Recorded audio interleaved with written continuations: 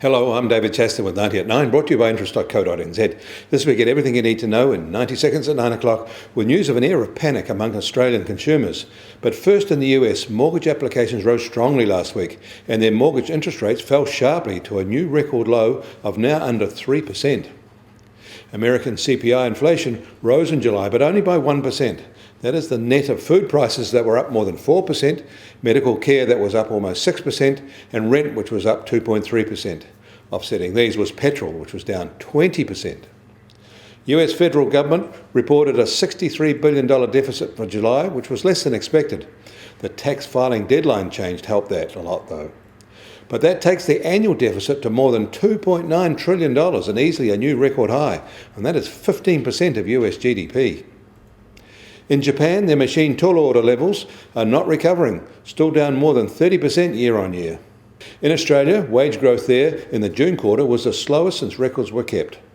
And the pandemic spread in Victoria has had an obvious crushing of consumer sentiment there, but it's also affected New South Wales sentiment badly too.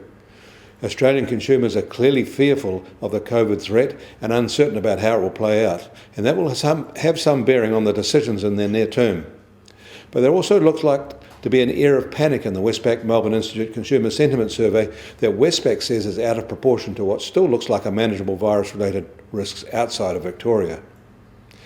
The US Treasury 10-year yield is firm at 0.67%, holding on to yesterday's rise. And the price of gold fell sharply in London on Tuesday, down $92 to $1,940 an ounce.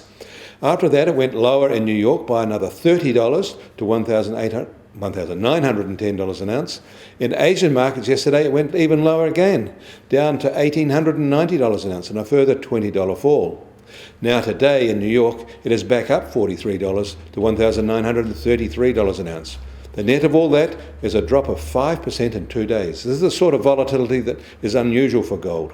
And silver has fallen almost 20% in the same time. Volatility on steroids. Oil prices a little changed today, even if marginally firmer. They're just over $42.50 a barrel in the US, and the international price is just on $45.50 a barrel. And the Kiwi dollar rose overnight after the interim fall and is back to 65.9 US cents, which is where it was this time yesterday. Against the Australian dollar, we're soft at 91.9 Australian cents, and against the euro, we're down slightly to 55.9 euro cents. That means our trade-weighted index is marginally lower at just on 69.1. I'm David Chaston. That was 90 at 9, brought to you by interest.co.nz.